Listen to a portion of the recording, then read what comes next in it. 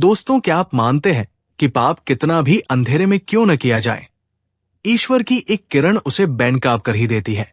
आज की कहानी मध्य प्रदेश के श्योपुर की है, जहां एक गुरु जो बच्चों को ज्ञान का प्रकाश देता था, उसकी जीवन लीला एक अंधेरी खाई में समाप्त हो गई। पहली नजर में यह सब कुछ भगवान की मर्जी या एक साधारण सड़क हादसा लग रहा था। पुलिस भी फाइल बंद करने वाली थी और परिवार अपनी किस्मत को कोस रहा था। लेकिन कहते हैं न कि मुर्दे झूठ नहीं बोलते। उस खाई में पड़ी लाश और टूटी हुई बाइक एक ऐसी खौफनाक साजिश चीख कर गवाही दे रही थी, जिसे सुनकर आपकी रूह कांप जाएगी। आखिर उस रात नौनपुरा घाटी में क्या हुआ था? क्या वो एक्सीडेंट था या अपनों का ही दिया हुआ धोखा? ये जानने के लिए इस वीडियो को अंत तक बिना स्किप किए देखिए, क्योंकि सच वो नहीं है जो दिख रहा है। दोस्तों, हमारे धर्म ग्रंथों में कहा गया है कि गुरु का स्थान ईश्वर से भी ऊपर होता है, क्योंकि गुरु ही हमें ईश्वर तक पहुंचने का मार्ग दिखाता है। लेकिन कलयुग का प्रभाव देखिए कि आज इंसानियत और पवित्र रिश्तों का खून पानी की तरह बहाया जा रहा है। आज हम जिस घटना की बात कर रहे हैं वो श्योपुर जिले की है, जहां एक सीधे सादे सरकारी शिक्षक रमाकांत पाठक अपने परिवार और समाज के लिए एक आदर्श व्यक्ति थे। वे रोज स्कूल जाते, बच्चों को पढ़ाते और अपने परिवार का भरण पोषण करते। उनके मन में कभी किसी के लिए बैर नहीं था और न ही उन्हें यह भान था कि जिस दुनिया को वे इतना सुंदर मानते हैं, वहां उनके खिलाफ कोई इतनी गहरी साजिश रच सकता है। दिसंबर का महीना था और श्योपुर में कड़ाके की ठंड पड़ रही थी। कोहरा इतना घना था कि हाथ को हाथ नहीं सूझ रहा था। 26 और 27 दिसंबर की वो दरमियानी रात किसी कालरात्रि से कम नहीं थी। रमाकांत पाठक किसी काम से अपनी बाइक पर सवार होकर निकले थे। घर पर उनकी पत्नी और बच्चे उनका इंतजार कर रहे थे। वक्त बीतता गया, लेकिन रमाकांत घर नहीं लौटे। उनके फोन की घंटी बजती रही, लेकिन उठाने वाला कोई नहीं था। परिवार वालों के मन में एक अजीब सी बेचैनी होने लगी। मां का दिल वैसे भी अनहोनी को पहले ही भांप लेता है, लेकिन उन्हें लगा कि शायद ठंड ज्यादा है या कोहरा है, इसलिए वे कहीं रुक गए होंगे। लेकिन विधाता ने तो कुछ और ही लिख रखा था। सुबह हुई और सूरज की पहली किरण के साथ ही एक मनहूस खबर नौनपुरा घाटी से आई। वहां से गुजरने वाले राहगीरों ने देखा कि सड़क किनारे गहरी खाई में एक बाइक पड़ी है और उसके पास ही एक आदमी का शव पड़ा है। यह खबर जंगल में आग की तरह फैल गई। लोग दौड़ते हुए वहां पहुंचे और जब उन्होंने चेहरा देखा तो पैरों तले जमीन खिसक गई। वो शव शिक्षक रमाकांत पाठक का था। दृश्य बड़ा ही दर्दनाक था। उनकी बाइक क्षतिग्रस्त थी और ऐसा लग रहा था कि रात के अंधेरे और कोहरे के कारण बाइक का संतुलन बिगड़ा होगा और वे सीधे खाई में जा गिरे होंगे, जिसे देखकर हर किसी की आंखें नम थी। गांव वाले जमा हो गए और हर कोई यही कह रहा था कि हे भगवान, ये तूने क्या किया? एक अच्छे इंसान के साथ इतना बुरा क्यों हुआ? दोस्तों, यही तो नियति का खेल है जो हमें समझ नहीं आता। पुलिस को सूचना दी गई और पुलिस की टीम मौके पर पहुंची। पहली नजर में यह पूरा मामला एक हिट एंड रन या संतुलन बिगड़ने से हुए एक्सीडेंट का लग रहा था। पत्नी का रो रो कर बुरा हाल था। वो बार बार बेहोश हो रही थी और पति के शव से लिपटकर विलाप कर रही थी। उसका दुख देखकर वहां मौजूद पुलिस कर्मियों और गांव वालों का दिल पसीज गया। हर कोई उसे सांत्वना दे रहा था कि बहन, हौसला रखो, जो ईश्वर की मर्जी थी उसे कौन टाल सकता है। दोस्तों, अगर आप भी मानते हैं कि जो होता है वो अच्छे के लिए नहीं होता, बल्कि हमारे कर्मों का फल होता है, तो कमेंट बॉक्स में जय श्री कृष्ण या सत्यमेव जयते जरूर लिखें। और अगर आप चाहते हैं कि हर गुनहगार को सजा मिले तो अभी इस वीडियो को लाइक कर दें और चैनल को सब्सक्राइब कर लें, क्योंकि आगे जो खुलासा होने वाला है वो आपके होश उड़ा देगा। पुलिस ने पंचनामा भरा और शव को पोस्टमार्टम के लिए भेजने की तैयारी शुरू की। वहां का माहौल पूरी तरह से गमगीन था।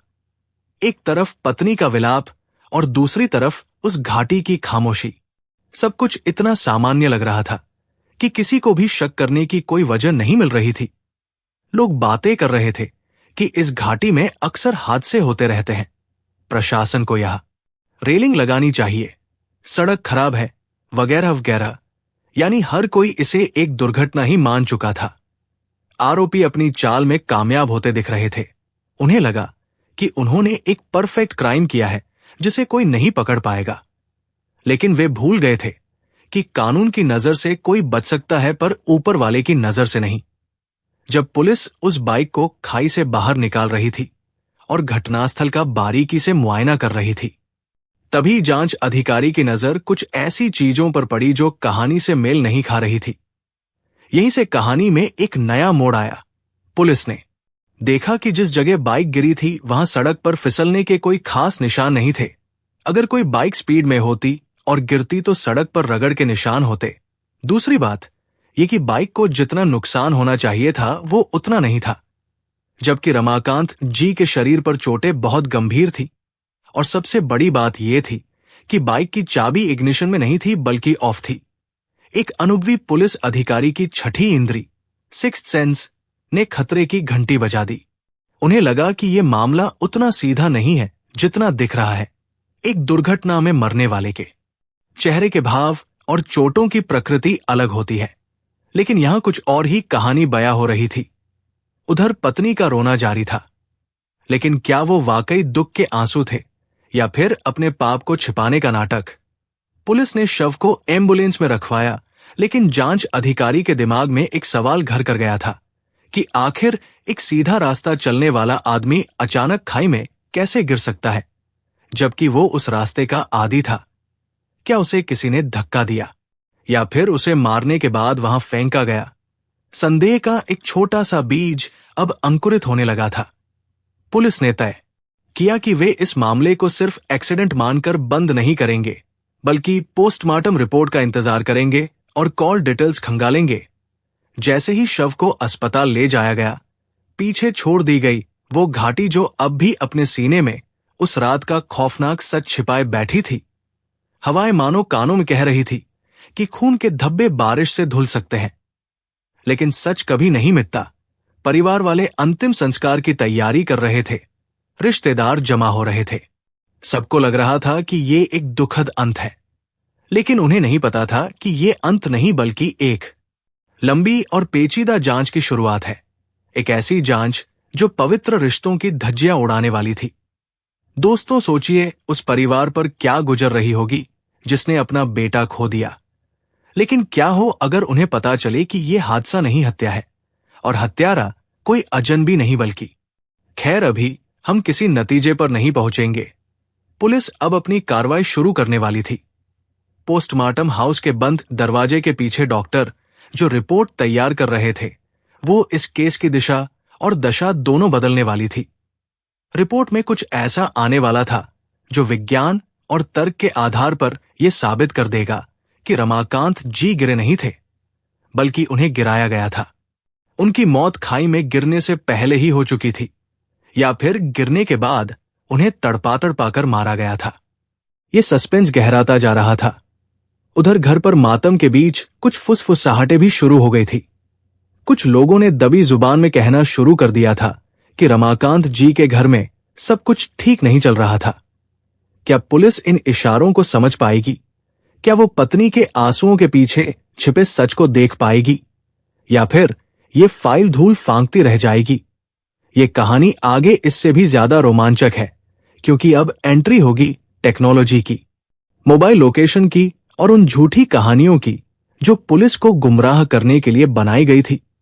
सत्य परेशान हो सकता है, पराजित नहीं। और यही देखेंगे कि कैसे एक बेजान मोबाइल फोन ने मुर्दे को न्याय दिलाने में सबसे बड़ी भूमिका निभाई। कहानी अभी खत्म नहीं हुई है दोस्तों। ये तो बस तूफान से पहले की शांति थी। असली तूफान तो अब आने वाला है, जब पुलिस के हाथ कुछ ऐसे सबूत लगेंगे जो पैरों तले जमीन खिसका देंगे। दोस्तों, झूठ के पांव नहीं होते, लेकिन वो दौड़ता बहुत तेज है। मगर सच वो चट्टान है जिससे टकराकर झूठ का सर चकनाचूर हो जाता है।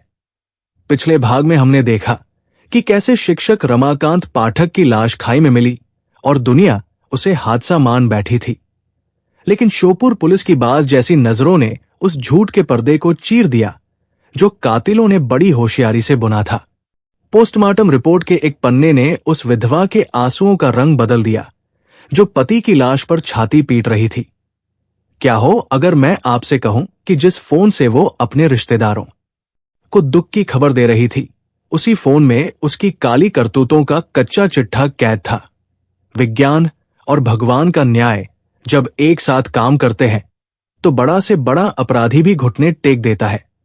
इस भाग में आप देखेंगे कि कैसे टेक्नोलॉजी ने एक ब्लाइंड मर्डर मिस्ट्री को सुलझा दिया और पुलिस उन दरिंदों तक पहुंची जिन्होंने गुरु पूर्णिमा के चांद जैसे पवित्र रिश्ते को अमावस्या के अंधेरे में बदल दिया। दिल थाम कर बैठिए, क्योंकि अब जो सबूत सामने आएंगे वो आपके पैरों तले जमीन खिसका देंगे। दोस्तों, जैसा कि हमने अभी तक देखा कि पुलिस को घटनास्थल पर ही दाल में कुछ काला नजर आ गया था, और उनकी ये आशंका तब यकीन में बदल गई जब अस्पताल के बंद कमरे से पोस्टमार्टम की रिपोर्ट बाहर आई। डॉक्टरों ने पुलिस को स्पष्ट बता दिया कि रमाकांत जी की मौत खाई में गिरने से नहीं हुई है, बल्कि उनके शरीर पर जो चोटें हैं और गले पर जो निशान हैं वे किसी संघर्ष की ओर इशारा कर रहे हैं। रिपोर्ट का लब्बोलुआब यह था कि खाई में गिरने से पहले ही उनकी जान ली जा चुकी थी या फिर उन्हें अधमरा किया गया था। ये सुनते ही पुलिस अधिक शक के होश उड़ गए, क्योंकि अब यह मामला धारा 304 यानी दुर्घटना का नहीं, बल्कि धारा 302 यानी हत्या का बन चुका था। पुलिस के सामने सबसे बड़ी चुनौती यह थी कि आखिर एक सीधे सादे मास्टर जी की हत्या कौन करेगा। उनका तो किसी से झगड़ा भी नहीं था। यहीं पर हमारे शास्त्रों की वो बात याद आती है कि विनाश काले विपरीत बुद्धि। जब इंसान पाप के रास्ते पर चलता है तो वो अपने पीछे निशान छोड़ ही जाता है। पुलिस ने तुरंत अपनी साइबर सेल की टीम को एक्टिव किया और इसे एक ब्लाइंड मर्डर मानकर जांच शुरू की। सबसे पहले संदेह के घेरे में वे लोग आते हैं जो मृतक के सबसे करीब होते हैं। पुलिस ने रमाकांत जी के मोबाइल की कॉल डिटेल्स यानी सीडीआर निकाली और साथ ही उनकी पत्नी साधना के फोन पर भी नजर रखनी शुरू कर दी। जांच अधिकारियों ने जब आंकड़ों का विश्लेषण किया तो उनकी आंखें फटी की फटी रह गई। एक तरफ पति की मौत का मातम था और दूसरी तरफ पत्नी के मोबाइल नंबर से एक खास नंबर पर हजारों बार बात होने का रिकॉर्ड मिला। वो नंबर था मनीष जाटव का, जो रिश्ते में इनका परिचित ही बताया जा रहा था। दोस्तों, कलयुग में रिश्तों की मर्यादा कैसे तार तार होती है, ये इस जांच में साफ दिखने लगा था। पुलिस ने देखा कि घटना वाले दिन और उससे पहले की रातों में साधना और मनीष के बीच लंबी लंबी बातें हुई थी।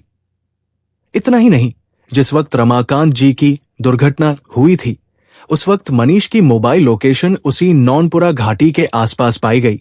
ये महज संयोग नहीं हो सकता था, ये विधाता का न्याय था जो टावर की लोकेशन के जरिए पुलिस को इशारा कर रहा था।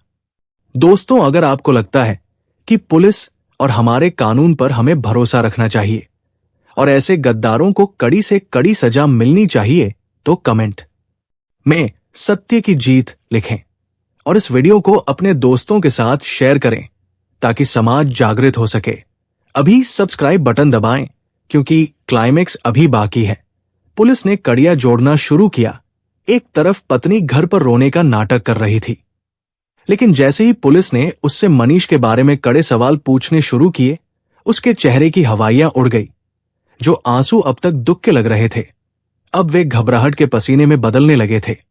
पुलिस समझ गई कि दाल में काला नहीं, बल्कि पूरी दाल ही काली है। पुलिस ने बिना देर किए मनीष जाटव और उसके साथी सतनाम सिंह की तलाश शुरू कर दी। तकनीकी सर्विलांस से पता चला कि मनीष पुलिस से बचने के लिए छिप रहा है, लेकिन कानून के हाथ बहुत लंबे होते हैं। पुलिस ने जाल बिछाया और मनीष को हिरासत में ले लिया।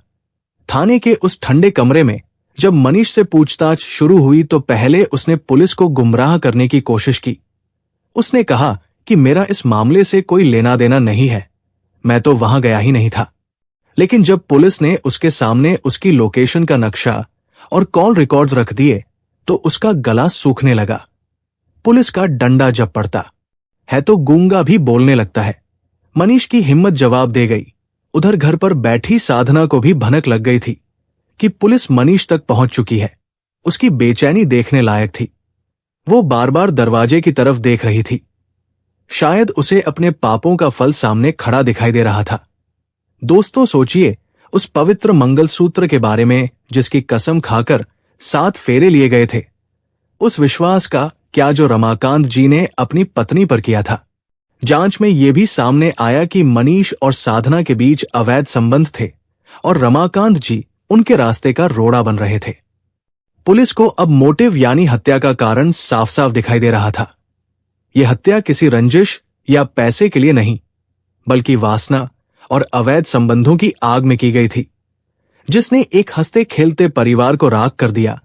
पुलिस ने मनीष के साथी सतनाम को भी उठाया, क्योंकि लोकेशन में वह भी साथ दिख रहा था। अब तीनों किरदार पुलिस की रडार पर थे, पत्नी, प्रेमी और प्रेमी का दोस्त। कहानी अब अपने अंतिम मोड़ पर पहुंचने वाली थी। पुलिस के पास परिस्थितिजन्य साक्ष्य, सर्कमस्टांशियल एविडेंस तो थे, लेकिन अभी भी जुर्म का इकबाल यानी कन, फैशन और आला कत्ल, हत्या का हथियार बरामद होना बाकी था। पुलिस जानना चाहती थी कि आखिर उन्होंने उस रात रमाकांत जी को कैसे रोका, कैसे मारा और कैसे उस भारी शरीर को खाई में फेंका। क्या साधना भी उस वक्त वहां मौजूद थी या वो घर पर बैठकर निर्देश दे रही थी? ये सब जानना अभी बाकी था। मनीष टूटने की कगार पर था। उसकी आंखों में जेल की सलाखें और फांसी का फंदा नाच रहा था। जांच अधिकारी ने उससे आखिरी बार पूछा कि सच बता दो तो शायद अदालत थोड़ी नरमी बरते, वरना सबूत इतने हैं कि उम्र कैद तय है। और तभी मनीष ने अपना सिर झुका लिया और रोते हुए बोला, साहब मुझसे गलती हो गई। ये शब्द सुनते ही कमरे में सन्नाटा छा गया। अब वो उस खौफनाक रात की दास्तां सुनाने वाला था, जिसे सुनकर पत्थर दिल इंसान भी कांप उठे। वो बताने वाला था कि कैसे उन्होंने प्लान बनाया, कैसे विश्वासघात किया। लेकिन दोस्तों, वो पूरी खौफनाक दास्तां और इस कहानी का अंतिम अंजाम अभी देखना बाकी है, जहां दूध का दूध और पानी का पानी हो जाएगा। कहानी अभी खत्म नहीं हुई है। असली सच तो अब मनीष की जुबान से बाहर आएगा, जो आपको सोचने पर मजबूर कर देगा कि क्या हम किसी पर भी आंख मूंद कर भरोसा कर सकते हैं। दोस्तों कहते हैं कि अपने ही गिराते हैं नशेमन पर बिजलियां, गैरों को क्या खबर कि आशियाना कहां है। श्योपुर के इस शिक्षक हत्याकांड के अंतिम पड़ाव में आपका स्वागत है, जहां अब पर्दा उठने वाला है उस खौफनाक सच से, जिसे सुनकर मानवता भी शर्मसार हो जाए। अभी तक हमने देखा कि पुलिस के शिकंजे में फंसा प्रेमी मनीष जाटव टूट चुका था और वह अपना मुंह खोलने ही वाला था। अब जो हकीकत सामने आएगी वो साबित कर देगी कि कलयुग में 7 फेरों के वचन और पवित्र सिंदूर की कीमत कुछ लोगों के लिए वासना की भूख से ज्यादा कुछ नहीं रह गई है। क्या कोई पत्नी इतनी पत्थर दिल हो सकती है कि अपने प्रेमी के साथ मिलकर उस पति की हत्या करवा दे जो उसकी और उसके बच्चों की दुनिया था? इस भाग में हम देखेंगे पाप का अंत, गुनाहगारों की गिरफ्तारी और एक दिव्यांग आत्मा को मिला न्याय। अगर आप भी मानते हैं कि कर्मों का फल इसी जन्म में मिलता है, तो दिल थाम कर बैठिए, क्योंकि अब इंसाफ की घड़ी आ गई है। दोस्तों, थाने के उस कमरे में सन्नाटा पसरा था और सिर्फ मनीष की सिसकियों की आवाज आ रही थी। पुलिस की सख्ती के आगे आखिरकार उसने वो सच उगल ही दिया जिसे उसने नौनपुरा की खाई में दफन करने की कोशिश की थी। मनीष ने कांपती आवाज में बताया कि साहब, ये कोई हादसा नहीं था, बल्कि एक सोची समझी साजिश थी, जिसकी रचयिता कोई और नहीं बल्कि मास्टर जी की पत्नी साधना ही थी। मनीष ने बताया कि साधना और उसके बीच पिछले काफी समय से अवैध संबंध चल रहे थे और रमाकांत पाठक उनके इस पाप के रास्ते में सबसे बड़ा कांटा बने हुए थे। साधना को अपने पति का अस्तित्व अब खटकने लगा था और वासना के अंधेपन में उसने मनीष के साथ मिलकर अपने सुहाग को ही उजाड़ने का प्लान बना लिया। योजना के मुताबिक उस मनहूस रात मनीष अपने दोस्त सतनाम के साथ कार लेकर नौनपुरा घाटी पहुंचा था। उन्हें पता था कि रमाकांत जी उसी रास्ते से गुजरने वाले हैं। जैसे ही मास्टर जी की बाइक वहां पहुंची, मनीष और सतनाम ने उन्हें रोका। रमाकांत जी चूंकि मनीष को जानते थे, इसलिए उन्होंने बाइक रोक दी। उन्हें क्या पता था कि जिसे वो पहचान वाला समझ रहे हैं, वो यमदूत बनकर खड़ा है। दोस्तों, जरा सोचिए उस वक्त क्या गुजरा होगा उस भोले इंसान पर, जब भरोसेमंद लोगों ने ही उन पर हमला बोल दिया। मनीष ने बताया कि उन्होंने रमाकांत जी के सिर पर वार किया और गला घोंटकर उनकी हत्या कर दी। वे तब तक नहीं रुके जब तक उनके शरीर से प्राण नहीं निकल गए। इसके बाद उन्होंने इस नृशंस हत्या को हादसा दिखाने के लिए बड़ी बेरहमी से उनके शव को और बाइक को खाई में धकेल दिया। उन्हें लगा कि कोहरे और अंधेरे में उनका ये पाप छिप जाएगा और दुनिया इसे एक्सीडेंट मान लेगी। लेकिन वे भूल गए थे कि ईश्वर की लाठी में आवाज नहीं होती, पर जब पड़ती है तो सब कुछ साफ हो जाता है। मनीष का ये कबूलनामा सुनकर वहां मौजूद पुलिसकर्मियों का खून भी खौल उठा। पुलिस ने तुरंत मनीष के साथ ही सतनाम को भी दबोच लिया और उनकी निशानदेही पर वारदात में इस्तेमाल की गई कार भी बरामद कर ली। लेकिन अभी सबसे बड़ा काम बाकी था, उस नागिन को गिरफ्तार करना जो घर में बैठकर विधवा होने का नाटक कर रही थी। पुलिस की टीम जब साधना के घर पहुंची तो वहां का नजारा देखने लायक था। अब तक जो गांव वाले साधना के दुख में शरीक थे, जैसे ही उन्हें हकीकत पता चली, उनकी सहानुभूति नफरत में बदल गई। जिस पत्नी ने अपने पति की चिता ठंडी होने से पहले ही अपने पाप की दुनिया बसाने के सपने देखे थे, अब उसके हाथों में लोहे की हथकड़ियां पड़ने वाली थी। पुलिस ने जब साधना को गिरफ्तार किया तो उसके चेहरे से नकाब उतर चुका था। वो अब रो नहीं रही थी, बल्कि शर्म से गड़ी जा रही थी। दोस्तों, इस मोड़ पर मैं आपसे कहना चाहूंगा कि समाज में ऐसी बुराइयों के खिलाफ आवाज उठाना हम सबकी जिम्मेदारी है। अगर आपको लगता है कि पुलिस ने इस केस में बेहतरीन काम किया तो कमेंट में सैल्यूट एमपी पुलिस जरूर लिखें और वीडियो को लाइक करके हमारा हौसला बढ़ाएं, ताकि हम ऐसी ही सच्ची कहानियां आप तक लाते रहें। गांव वालों की भीड़ उस औरत को धिक्कार रही थी जिसने रिश्तों को कलंकित कर दिया था। पुलिस तीनों आरोपियों साधना, मनीष और सतनाम को लेकर थाने आई। जब तीनों को आमने सामने बिठाया गया तो एक दूसरे पर आरोप मढ़ने का सिलसिला शुरू हो गया। लेकिन सबूत और तकनीकी साक्ष्य इतने मजबूत थे कि उनके बचने का कोई रास्ता नहीं था। कॉल रिकॉर्ड्स, लोकेशन और मनीष का इकबालिया बयान, सब कुछ शीशे की तरह साफ था। पुलिस ने प्रेस कॉन्फ्रेंस करके इस अंधे कत्ल की गुत्थी को सुलझाते हुए दुनिया के सामने सच रखा। एसपी ने बताया कि कैसे मोबाइल की एक लोकेशन और पोस्टमार्टम की एक रिपोर्ट ने एक परफेक्ट मर्डर की साजिश को बेनकाब कर दिया। रमाकांत पाठक जी का परिवार, जो अब तक इसे दुर्घटना मानकर अपनी किस्मत को कोस रहा था, उन्हें गहरा सदमा लगा कि उनके घर की लक्ष्मी ही कुलनाशिनी निकल गई। लेकिन उन्हें इस बात का संतोष भी मिला कि उनके बेटे के हत्यारे अब आजाद नहीं घूमेंगे। ये कहानी हमें सिखाती है कि पाप का घड़ा एक ना एक दिन फूटता जरूर है, चाहे अपराधी कितना भी शातिर क्यों न हो, चाहे वो कितनी भी गहरी साजिश क्यों न रच ले। सत्य सूर्य की तरह है जिसे बादलों में ज्यादा देर तक छिपाया नहीं जा सकता। रमाकांत जी तो वापस नहीं आ सकते, लेकिन कानून ने उनके गुनहगारों को सलाखों के पीछे भेजकर उनकी आत्मा को शांति जरूर दी है। ये घटना समाज के लिए एक चेतावनी है कि वासना और अवैध संबंधों की आग अंततः विनाश की ओर ही ले जाती है। जो पत्नी अपने पति के विश्वास की रक्षा नहीं कर सकी, वो अब अपनी पूरी जिंदगी जेल की काल कोठरी में पछतावे की आग में जलते हुए बिताएगी। दोस्तों, अंत में बस इतना ही कहूंगा कि रिश्तों की पवित्रता बनाए रखें और कभी भी किसी के भोलेपन का फायदा न उठाएं, क्योंकि ऊपर वाला सब देख रहा है।